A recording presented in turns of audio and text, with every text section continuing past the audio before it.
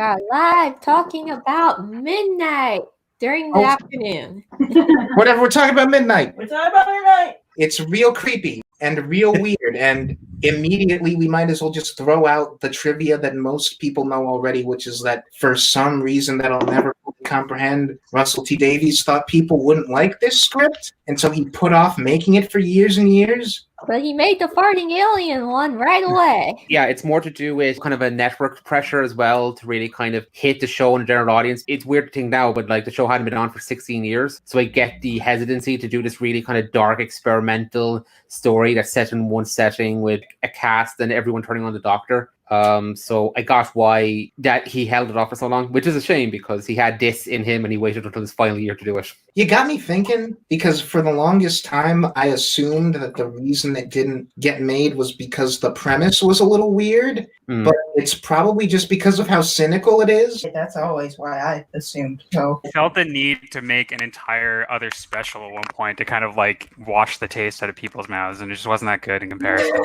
Wait, which one was that? It was the like Planet of the Damned or something where they're all trapped on Planet the of the bus. Dead, the Easter special? Really? Yeah. Planet of the Dead. Yes, okay. The terrible version of this episode. Yeah, there's like one scene that's an explicit callback where they're all like, oh, we're all going to be the best of humanity. And I was like, I like the cynical version more. Planet of the Dead is just terrible. Yeah. And Turn Left is after this, right? Yeah. Yes. We're talking about Adrift, and then next it's Turn Left Fragments. for depression.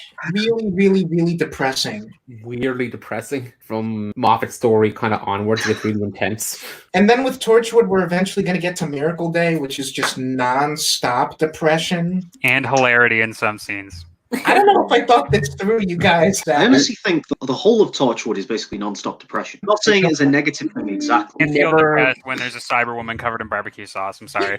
So there I was, barbecue sauce on my titties. No, I'm just talking in the general tone for the show. But Oh yeah. I never got around to Torchwood, and I don't know if this is even true or not, but people said, like, in particular, Jack Harkness is just not as much fun on that show as he is in Doctor Who. And that could be wrong because I haven't seen the show, but it just turned me off because, like, Jack Harkness is just a big ball of fun energy. And he's a bit of a douche in the show. it turned me off because, like, why do I want this fun character to be not fun? I think he is still a little bit fun. If you Uh, think about that as you many- want him to be on certain fun, occasions. don't watch Children of Earth. Like, don't watch it. Okay, we got to talk about Torchwood Yeah, when we we get to Torchwood. about midnight. For now, we're talking about Midnight, which This is is all a intro. different brand of depressing. One of my favorite episodes. And I don't know if I told all Me of you this or just Lucy, but I don't have a ton of notes for this episode. I do. Okay. But I have an encyclopedic memory, and I also watched it 2 days ago again. So I guess we'll just do general thoughts from Brian downwards like we usually do. Okay, I loved this episode the very, very first time I watched it, and when I watched it again, like, I still enjoy it a lot, but it hasn't aged particularly well for me. Mostly, like, the set design, because, like, they really, really step it up with, like, Moffat onwards, and they're just little things in the background that throw me off, like the camera. I don't know what it is about Russell T Davies' era. Everything is like really, really brightly lit. Kind of throws me off. I don't know why. It's supposed to be this dark and depressing episode. I agree but, like, with that. everybody's in the sun. I do agree that his first two seasons are really brightly lit, but I feel like it changes with seasons 3 and 4. Like there's a lot more variety and a lot more colour. It does have a very soap opera kind of feel in terms of Yeah. the cinematography. The cinematography in Moffat feels a lot different than it does for RTD, and I feel I prefer it in the first few Matt Smith series anyway. Agreed. I have a take because I'm just full of takes for this show. At least we got away from like the way people like to describe series 1, which is that like they smeared Vaseline on the lens. Yeah. But I don't think Brian's wrong that this episode is brightly lit. I think, though, that might work to its advantage. I feel like that's on purpose. I feel like part of the bright sort of lighting of the episode is deliberate. This is how kind of like a tacky cruise would look internally. Mm. And that adds to the layer of like, the Doctor's surrounded by normal people, and that's where the horror comes from. And this is a very normal, tacky, like, Well, space cruise. It's funny that you bring that up because a lot of people like to say that like this show or this episode in particular is entirely like dependent on humans for the horror, but there's also like a really pronounced like cosmic horror element to it, like Mhm. Lovecraftian. And I don't think they've ever done it quite as well as they did in that episode, except for maybe the Satan Pit, which might get me some hate because that episode is super goofy. I think it's the tattoo guy in space that throws a lot of my friends off. Rob is like the only person that doesn't like it in the group. Okay. I am actually the only person on Earth, seemingly, who thinks those episodes are crap. Also, I we just never could talked about those episodes. I've tried over and over and over again to get into those episodes. I can't. I trust your memory more than me, especially since you've been editing these, like you've been going back and editing the discussions that we did like years ago. So maybe you're right. But I feel like we must have talked about those episodes at some point. I don't think you're right about that. No, that was the one we kept pushing off and having a bunch of problems getting everyone together, and then we just ended up skipping it. Do you want to just do it? We should do it sometime, yes. I'd be down. It's obvious because I just brought it up out of nowhere. The thing about me for those episodes, I really like the elements where there's kind of like unknowable things in the story, and they deliberately don't give us an answer, like what the monster is in this episode, or like the nature of the weird CGI Satan monster in the Satan Pit. It's very Lovecraftian. It always works for me because like I overthink things, so when I'm given horror, I like create the worst possible version of the monster in my head. It works super well for me. That's like the only thing that legitimately still scares me. Like I've watched all the slasher films and I'm just like, and then I'll watch this episode and be like, yeah, that's still unsettling 10 years later. I agree with that. I was going to say basically the same thing, which is like the idea that like you never find out what the creature is in midnight. It's never given a name. And he's off screen the two times that he's like seen as well. I think the audience reaction is even more unsettled by the end of the episode because the doctor obviously has none of his usual want to discover what the heck this thing is. He just wants to erase it from his memory. Even Donna repeating what he said like immediately triggers him to make her stop. He even mentions actually that he wants them to remove the resort from the planet so that nobody ever goes and finds that thing ever again. He was like, burn the earth. Yeah, these kind of monsters are always the things that scare me. The kind of unknown force that's just there that you can't do anything about. Even the silence, even though we know more about them stuff, the idea of something can be there and you not even knowing scares me. Just the thought of something there. Same thing with like last week's villains and stuff with the shadows, but this is just like this entity. We don't know what it wants, what it is. It's just so creepy, and this is why I still think this is probably the creepiest Doctor Who episode that's come out so far. I still think this is Russell T Davies' best script for Doctor Who. I really love the hell out of this episode, especially because the Doctor is so good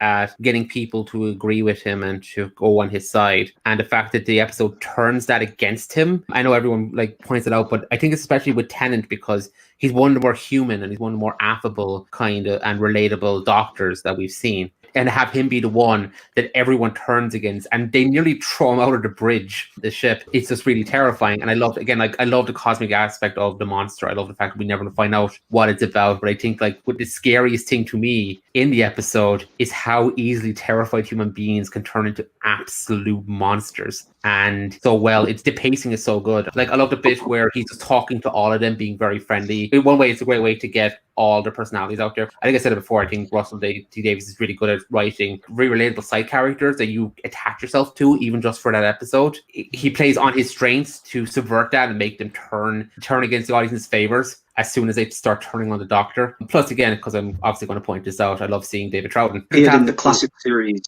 story, The Curse of Peladon. He was in the War Games as well. I think he's appeared 3 or 4 times. But I think this is his only time appearing in New Who. Yeah, it's always great for him to pop up. I love kind of locked door stories where everyone's just stuck in a room and it's about people reacting to things happening around them. I think this is probably David Tennant's best performance outside of the Blood 2-parter. Like that bit where the creature's taking over the mimicry, and that scene where they're both kind of looking at each other and it starts possessing the Doctor. It's so well paced. It's so creepy. And while it's annoying that they turn on him and think he's doing something about this, you completely understand why they would come to this conclusion and their paranoia and their fear. Like I never feel that humans are pushed to such ridiculous extreme. They're being completely unreasonable, but they feel very human, and I think that's one of the biggest strengths of the script. Mostly this is me going to be gushing about it. I just think it's got an excellent use of tension. I wish the show would do more stories like this. Maybe not always, because I think it's a bit too dark for the general tone and sense of adventure the show goes for. But the fact that it's willing to take its own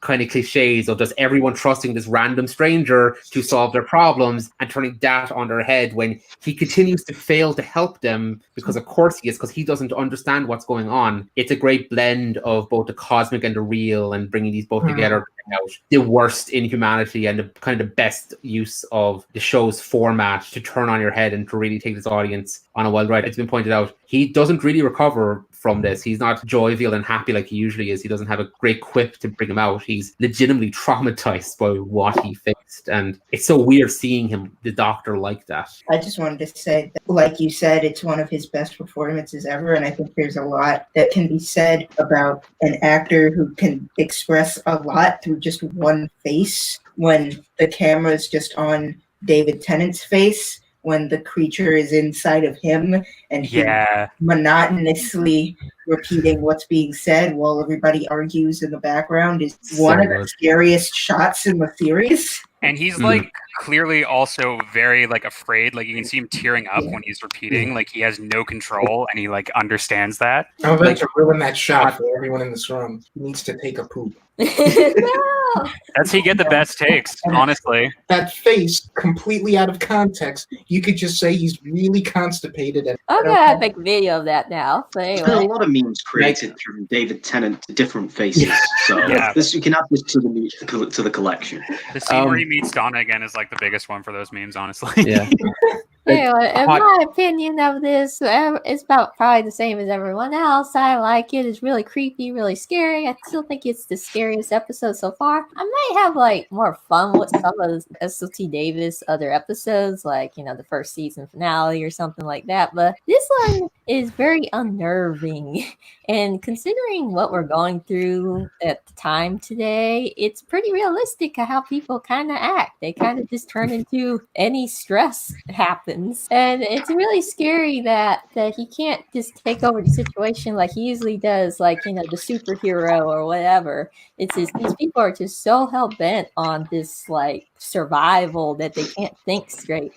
This is one of my favorite episodes of the whole show. Daniel basically already said everything I wanted to say, so I was struggling. Sorry. But I will say what I like about this compared to Russell T Davis's other episodes, and I like a lot of Russell T Davis's stuff, but what I like about it is he doesn't try to go too big with this one. He doesn't try and fit a load of gimmicks in here which make it feel a bit overstuffed, which I think is a problem with a lot of his stuff. He doesn't try to make light of the whole situation. It's very much almost like his new TV series Years and Years, in that it's very dark. And as said as well, I don't think this is something he would have tried in series 1. The thematic nature of this episode, with humans being the real monsters, debatably, is something that might not have played well to a casual audience at the time when the show started. It would have been braver of him to do this earlier in the show. Like the end of season 1. Yeah, but it's smarter to do an episode like this when the show is already soaring in ratings and you can basically just do whatever you want. What I like about this,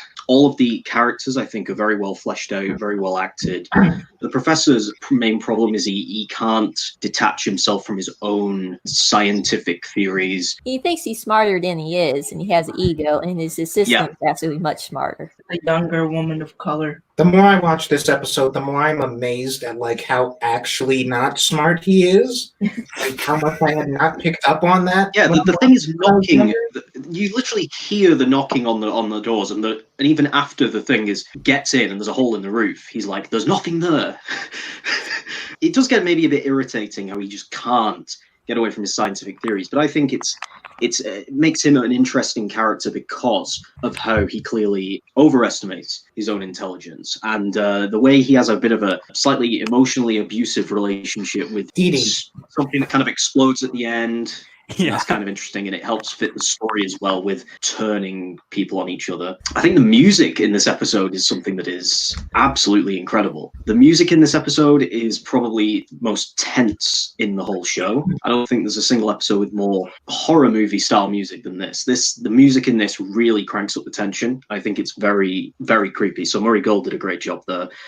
I think what works about this as well, this is a story that could be told in any setting, but it relates to Doctor Who still. As already mentioned, the Doctor's egotism is turned on its head. An example is where he basically tries to take charge, and everyone questions, why are you taking charge? What makes you the most important person in the room? And he basically just shouts it, because I'm clever. And I think it makes the 10th Doctor come across as more alien than he does in the rest of his run. So that's very strong. I think, as far as the other characters, what's the names of Jethro's parents? No clue. They're the type of like annoying middle-aged people that everybody hates. I'll call them And I thought they were out. characterized very, very realistically. But at the same time, their reactions are sort of very typical of humans in a situation who might be not very intelligent and, you know, react with fear to everything. Also, I think wife in particular is the most hateful character in the whole show. Maybe justify the rest of the stuff she does in the rest of the episode, but it's just at the end of the episode when the Doctor's recovered and she tries to say, oh, I was on your side. I said it was her.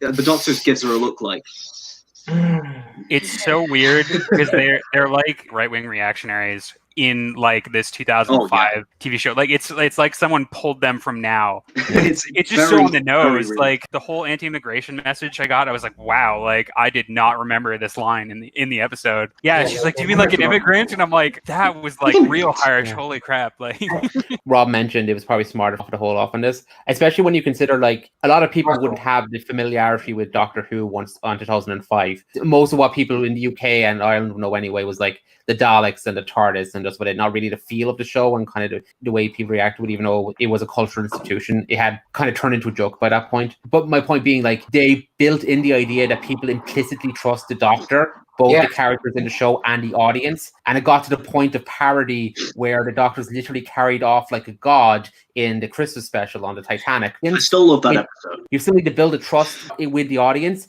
in order for the whole heel turn of people turning against him, the Doctor acting very defensively and arrogantly that what he usually does doesn't work, for that to be more effective. It wouldn't have been as effective because the audience wouldn't have that same kind of relationship with the Doctor in his first series compared to his fourth. Everyone else said what I was already going to say, so I was just trying to add some additional positive thoughts. I think it's a 10 out of 10 episode, one of the best episodes of the whole show. I've watched it over and over and over again, to the point where I'm basically giving my thoughts from memory, because I've not really watched it for this particular episode, but I've watched it so many times that I can remember pretty much everything that happened off by heart. So Daniel usually covers everything, and There then you you go. kind of trickle down. I'm fascinated. no problem. What you want to say is the same as me. Okay, first of all, the professor being stupid and dumb and stupid. Well, one thing that stepped out on this viewing is that when everyone starts freaking out about how much air they have left, he's the first one to ask that question and get that ball rolling. He's the one who's been on the trip 14 times. He's the one who asks how much air have we got left. Like, dude, like, you're such a big expert. You should know this by now. I reckon he's not even a real scientist. Don't look very professional. Student PowerPoint presentations. This episode would not land as well as it did if it came earlier. It's really to this episode's benefit that the show got to settle its identity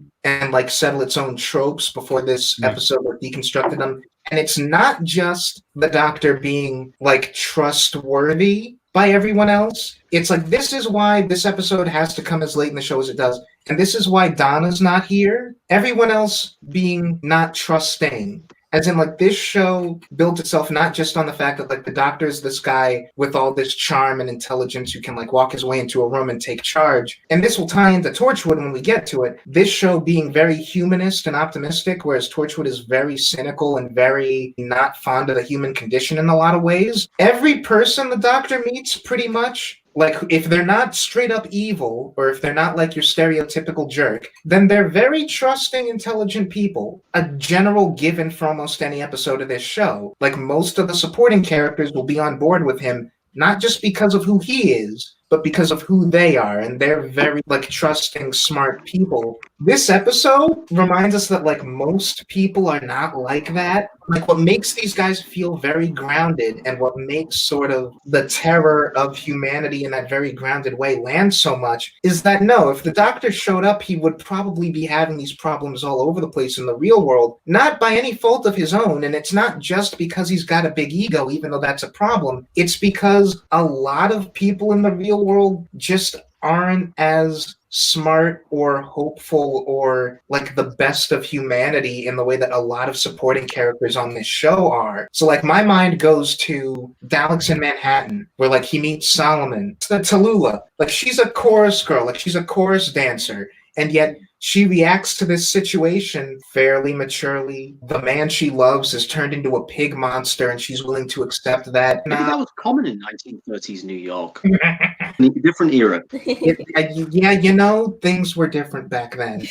These people, the word I'd use for them is that they're vapid. They're very vapid in like a very realistic, common way. I think that's laid out in the early parts of the episode when he's just talking to everyone. You can't tell then where it's going to go. Like I said, the professor, his slideshow in retrospect really ain't all that smart. It really ain't all that well put together. He's talking to the married couple, thing one and thing two, and their whole little story is like deliberately kind of obnoxious and pithy. They are also terrible to their kid. That's also true. I still can't believe that like emo punk kids exist that far in the future. Emo never dies. I want that to be true. It's another thing entirely to just see it on screen. It's very 2000-y. Yeah. To do that. Early 2000s. It's evolved into a new kind of goth or emo or something. Well, it's funny, Nick, that you brought that up too, because one of the like rhetorical devices that the Doctor uses a lot is, do you really like want to kill this person? Do you have it in you to kill and all that kind of stuff? And he's trying to like bring out their innate goodness. Wasp Dad has the exact opposite reaction that everybody else on the show has had. Do you think I'm a coward? It's the stewardess who says it first, I think. And she ends up being the hero at the end, despite doing nothing throughout the rest of the episode. But they actually make a point of that, because they say to her, "You fat lot of good you've been." Then she saves the day. Everything in this episode is very layered like that, I think. But again, that's a very grounded, normal sort of thing, because it's not like he's like, oh, you couldn't kill a person, and he's like, oh yeah, I'll kill a person, like, oh, I just love murdering. No, it's another very sort of like common thing where the Doctor's trying to make it about morality, and this guy just takes it as like an affront to his masculinity. Yeah, exactly. Like morals does not even occur to them to like think about it on that level. It's just, are you affronting me personally? Like I meant to bring up why Donna's not here, because again, she is like any companion symptomatic of this is the kind of person the Doctor has to travel with, and this is the kind of person that we have to write into our show, because if not, this premise does not work. If they're not people who the Doctor can meet and spend time with, like Donna, who are like open and willing to listen to him, handle things the correct way, then we have no show. So she can't be here. It gives him a support when everyone starts turning on him, and most companions would never turn on the Doctor in that situation. So she can't be there in order for that aspect to work as well, because he has to be alone. I think accidentally like calm people down, and it would kind of miss the point of what we're trying to go for. I think the fact that she isn't there takes away from his credibility, because as they say, they have the scene where they say, oh, you were talking to someone at the beginning. Who was that? Her not being there takes away from his credibility because she can't back him up on anything. But the companions kind of act as a conduit between like Gallifreyans and humanity, and like Donna literally becomes that later in the series. We've sort of done this before, because the thing about these people is that it's a bus full of atoms, where Adam is the character that we had way back in series 1 of like, this is how not to be a companion. This is the kind of guy you imagine the Doctor would pick up at some point, where it's like his track record can't be 100%. He always picks up the best people. There's this guy who's like just out for himself, selfish, stupid choices. That's not like we're writing him to be a jerk. It's just a lot of people are like that, and that's what everyone in this episode is like. Well, he's a realistic jerk. I mean, the dude willingly traveled with Adric, so let's be fair. Adric turned on him in every story. If you watch like any of Adric's stories, he's always just turns heel, sides with the villain. I remember watching Earthshock, and the opening scene is them arguing and biting each other's heads off. And considering what happens at the end of that story, that's a weird way of opening it. Anyway, that's my review of Midnight. Adric sucks. Embarrassing fact about me, I had a crush on Adric when I was like 11. No! But the most like potent time where people aren't immediately trusting of the Doctor is like they take his more likable traits, like you said, turn them on their head in terms of like when he's like, I'm clever and I'm just very curious about this. They're like, you have a certain glee about like the way you're interacting with this thing. They view him as not like taking it as seriously or as paranoia worth as they are reacting to it. And the thing about like Jethro, his parents are trash. Yes. They continually shoot down his opinions on things, even though they're the one asking for his opinions on things and treating him like he's 5 years old. Like, he might not be with the doctor, but he is like against, hey, let's throw people out of this bus. And when they get to the fear-mongering stage, though, they ask him like legitimately for his opinion, I think because they want him to like get in on the mob mentality. Yeah. I thought that was like really interesting. Jethro and Dee Dee, because you mentioned like the line about immigration and stuff, that weird sort of long-lasting relevance this has to showing regular stupid dumb people. Like, Dee Dee and Jethro are sort of like that representation of how youth are being forced into mass hysteria by like discriminatory and violent situations. Because and boomers. And I know for a fact, I'm not reading too much into this. Yes. Like, Dee Dee is the young Black woman who is superior to like the person teaching her in every way, and is the one that's like not being listened to or respected, and like the doctor has to get them all to shut up just so she can make her point about the whole oxygen thing. Nancy Davis saw the future of Britain 10 years ago. Way worse in the next episode.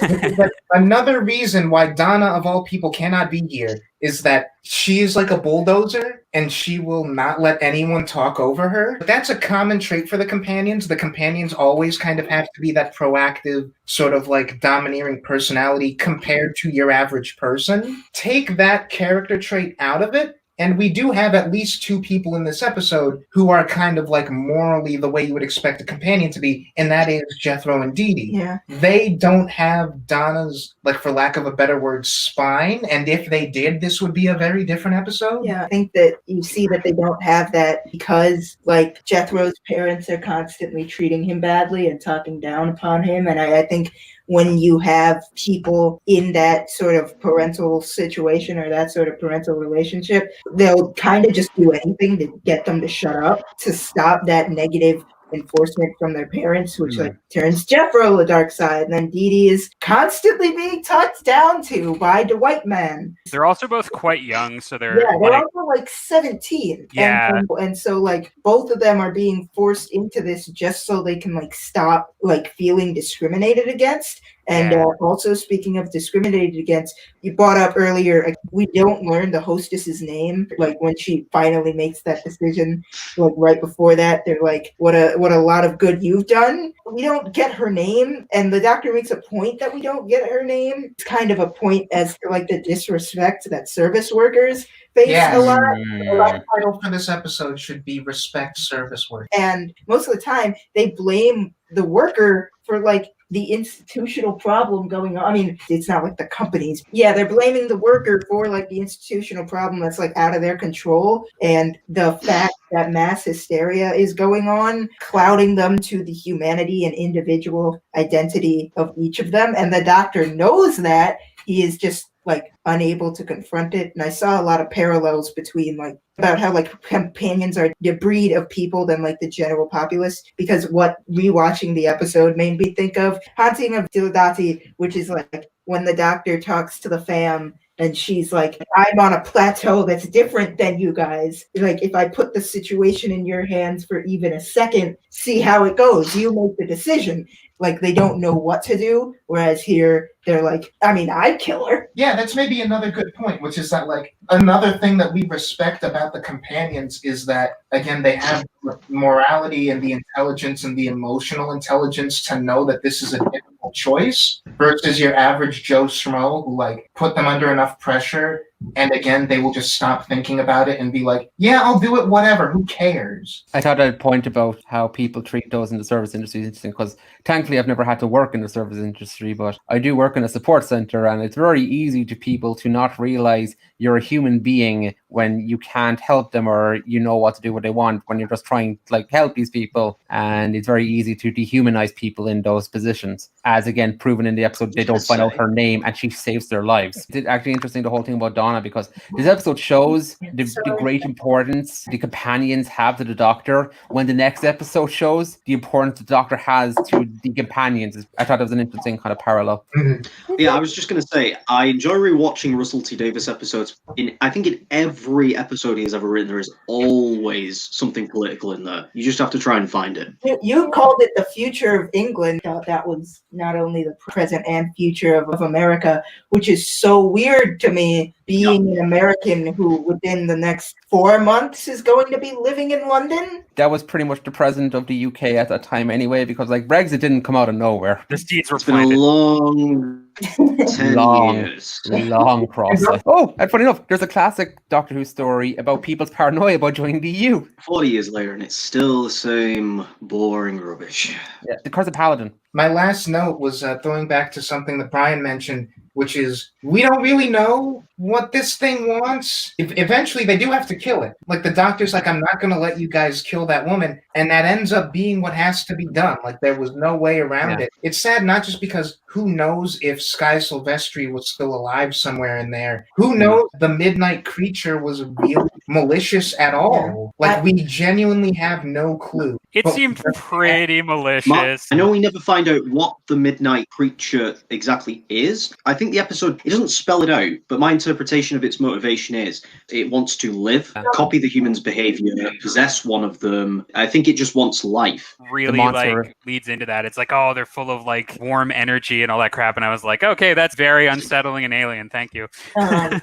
And the monster at midnight is all of us. I do wonder how much of Sky is still in there, because, like, according to Russell T Davies, she was literally suicidal and was probably just going to commit suicide at the falls. And, like, you have the Doctor who's like, I don't want to be on the falls alone if it's really that beautiful. So, like, he really is looking for at least, like, a temporary companion for this, like, vacation. And, like, we know that the Doctor is still in there when, like, the Midnight Creature takes it over. But, like, the Doctor is constitutionally, like, mentally different and physically different than everybody else on that bus. And so you have to wonder if, like, the reason he's able to regain consciousness is because he's a Time Lord, if the fact that, like, these are all completely simpler beings has more of an erasure effect. Well, part of it too is that, like, the Midnight Monster's, like, abilities are never really clearly defined, and that's part of, like, the cosmic horror element. Like, we know it can do certain things, but we have no idea how. And, like, part of it is that we never find out, and he's just, like, in fear because he can't understand the thing he's fighting. 2 points. One, I just wanted to say, because the actress who played Sky is great in this. She is so creepy. That scene where she's, like, perfectly repeating everybody's dialogue, like, we need to take a second and just acknowledge how hard that must have been to act. Yeah. Perfectly on time. I remember watching the Doctor Who 2 Confidential on that, and do have a segment on kind of how they did it. I know, like, because the Doctor always needs a companion, and there's a kind of emotional support they give, but I think in particular for the 10th Doctor, he's a very extroverted, he's a very sociable Doctor, even in comparison to the other incarnations of the character. So it must have been extra harsh for him in particular when everyone started turning against him, because he's the Doctor that needs everyone to love him, and then it just backfires on him so spectacularly awfully. Again, I don't think any Doctor would have gone through that situation lightly, but it must have been extra devastating with that kind of aspect on it. I always wonder how other Doctors would have reacted in this situation. Like, would this have worked with any Doctor? I mean, Sylvester McCoy would have just defeated the Midnight Monster before he even got on the bus, so, you know. Yeah.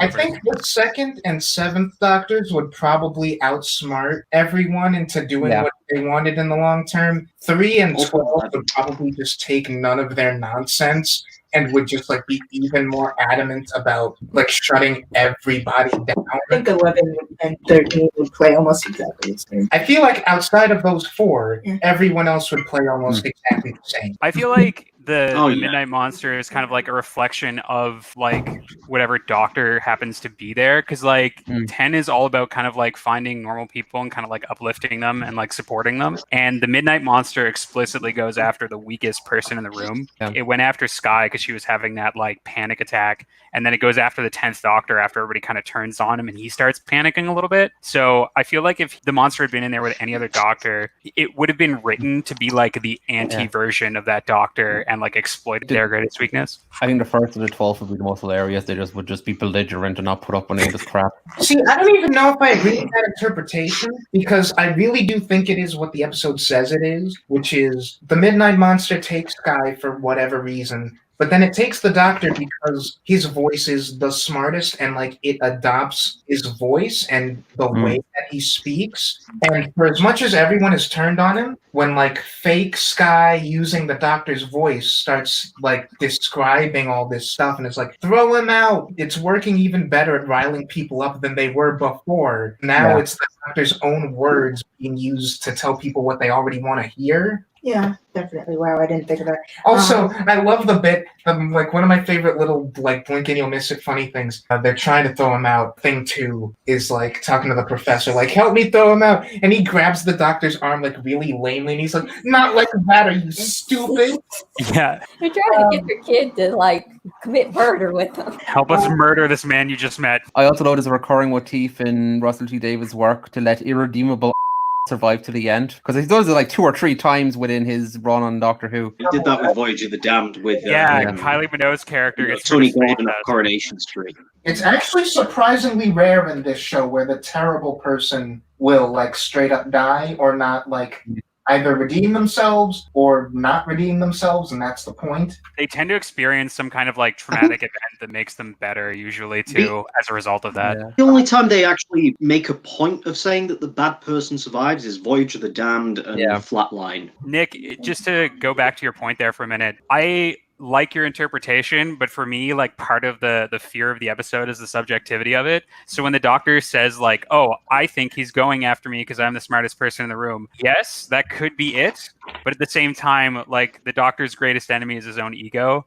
So like him assuming that he knows what the monster wants is like part of its plan, because then it can still get under his skin and possess him when he thinks that he's in control. Because like I said, because I'm clever, it brings out kind of a subtly uglier side of his personality, which gets explored in a bit more depth in the Waters of Mars, because he is very arrogant, and it kind of builds on his need to be the smartest person in the room for everyone to respect him. Waters of Mars is like a perfect sequel to this episode in terms of tone. Yeah.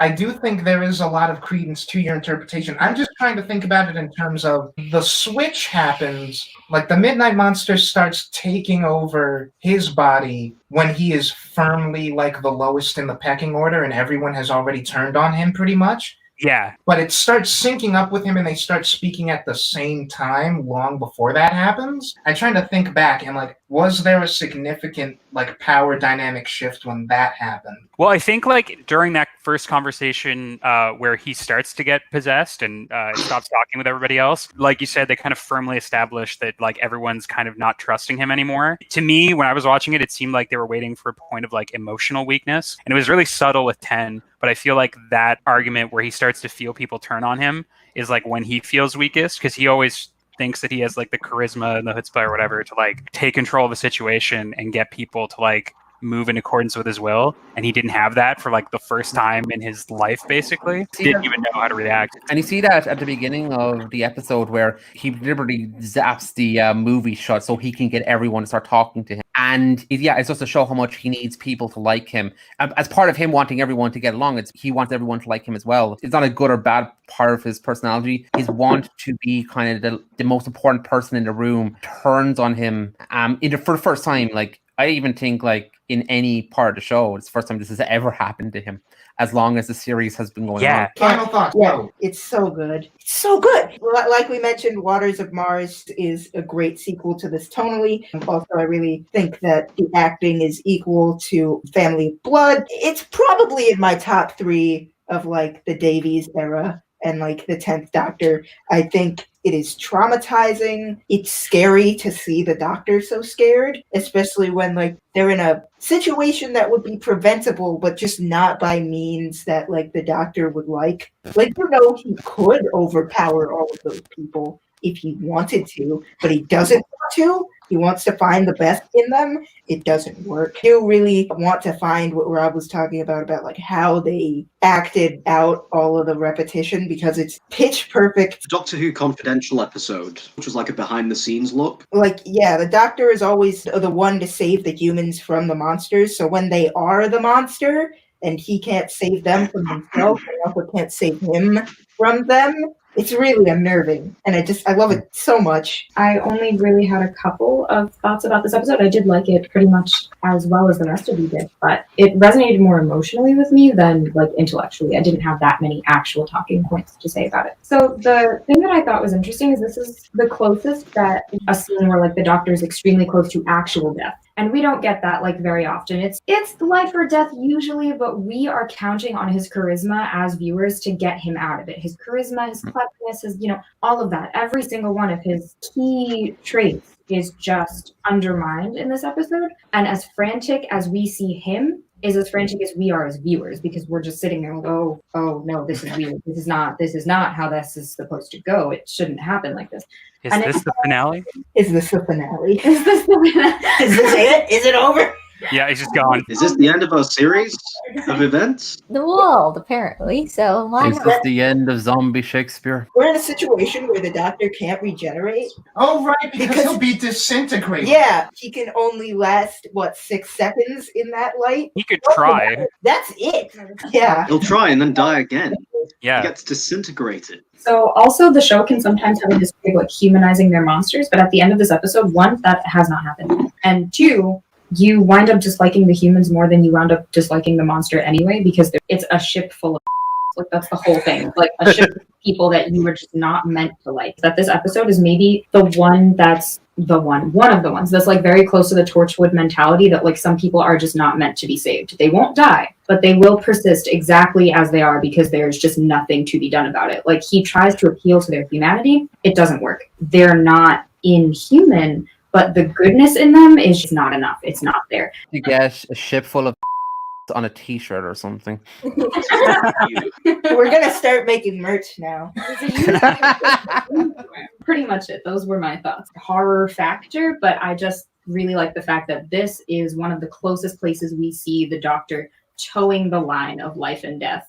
And you can see it on his face and you can see it in the dialogue. Every single person, including him on that ship, is equally as frantic. And that's usually not the case. The doctor is head and shoulders above everyone else most of the time. And this really brings him down to like the human level. I love this episode. I think it's spectacular. If I bothered giving number ratings, it would probably be a 10 out of 10. That said, I don't know if it's in my top 3 or even top 5 of Russell's era, just because that's not a knock on this episode, but I think there are a couple episodes that don't get their due that are more to my personal preference. And like what Bryanna mentioned, this being more emotion driven, this episode is a mood piece. I don't come to Doctor Who for mood pieces very often. So this is one of those things where it's like, I fully acknowledge that I don't think there's really anything wrong with this episode, but it's not specifically like my favorite kind of Doctor Who episode, if that makes any sense. But yeah, I don't know. I think everything about it works. It's all of the little like throwaway lines. Like there's no wasted time in this episode, which is weird. It's weird that there's no wasted time in an episode where a majority of the dialogue is said twice. I love it. It's great. Did you concoct that before any of this happened? That sounded He's waiting for his scripted. opportunity. That good.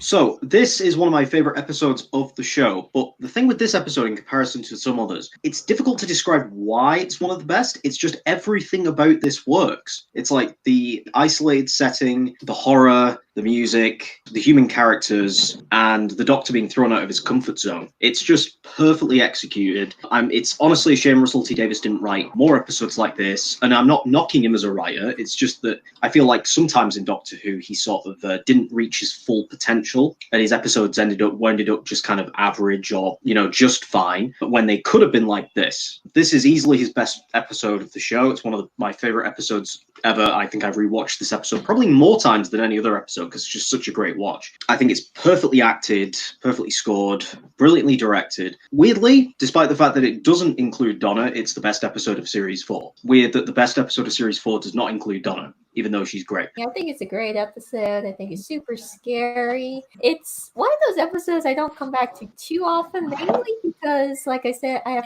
more fun with other episodes, mainly because it kind of gives me so much anxiety watching these people. Yes. Very, very high in anxiety. So one of those episodes I come back to every once in a while. I do agree with Robert that I think Russell should have made more episodes like this. I think he kind of fell flat on a lot of his bigger episodes, but yeah. The end of time. Yeah, we'll get to that. Oh no. No, Oh, no, yeah. no, no, no, no, All no. 29 hours of it. It'll probably be a podcast for 4 hours. I like the regeneration at least. Oh, the regenerations are always pitch perfect, Mhm. except for Colin Baker's. With that. Except for Colin Baker. I love the fact that it's just like Doctor Who does a one-act play in his one location for the whole thing, and it's just watching a creepy scenario just break everything around it and everyone coming apart. And like I said, I'm just going to reiterate what everyone else said. It's a shame that D. Davis had this in him his entire run. I don't think until now he felt comfortable enough to do something this intense and this dark. I wish the show would do more stuff like this. Maybe not as dark, but definitely more experimental. I think that's one thing I miss about either the Dr. Light episodes or the Companion Light episodes in this case, is that it allows the show to be a bit more daring with what it approaches the stories, because like this and Blink and Turn Left, which is coming next, just take the show in very different directions, which doesn't really do as much. Something I wish it was able to kind of come out of its own comfort zone and do more of, because we get great stuff like this, or we get Love a Monster sometimes, which again,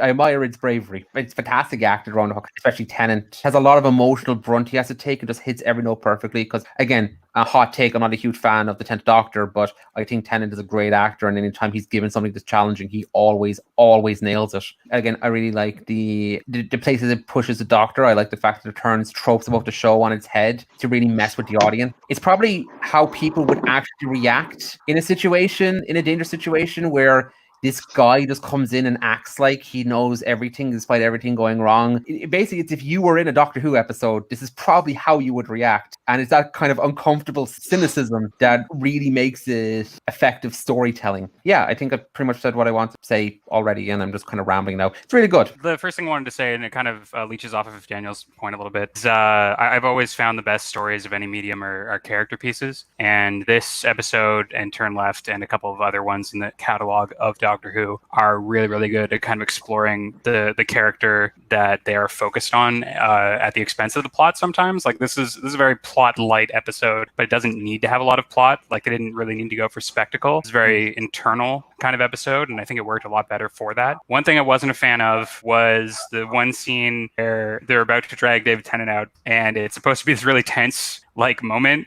but his like foot, like he catches it, I think on purpose, like on one of the chairs, and then his face at one point, and it's supposed to be the super serious moment, and he's just doing this slapstick routine, and I'm just like, I don't think this is working for the tone you guys are trying to set.